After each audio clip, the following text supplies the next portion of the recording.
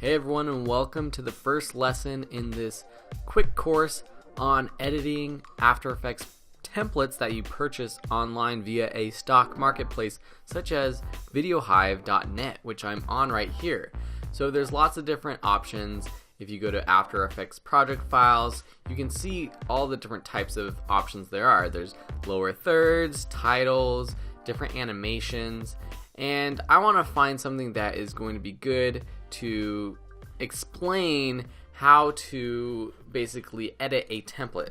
So let me just look up transitions because I found a cool transition pack that I want to purchase for myself, and it is perfect for sharing this tutorial with. So this is a cool transition pack that also has text in it, so you can see it here playing, lots of cool things. And so you might say, how do I use this project file? How do I change this text in here? And it's going to be similar for any of these projects. So I'll use this as an example. So I'm just going to purchase this.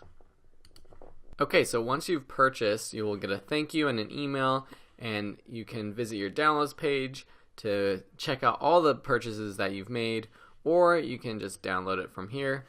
I'm going to save it into a folder that I have created, so After Effects templates.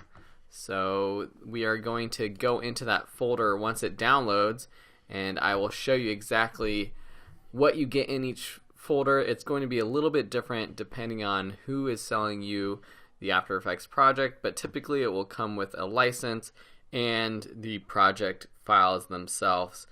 Okay, so typically when you download a project, you will get a folder with different things in it. You will see a After Effects project file. Sometimes there's two. You can see here there's transition opener. You can see different assets that they have. So within the projects themselves, they might use video, such as an ink mask or something else that they have given you within this project as well.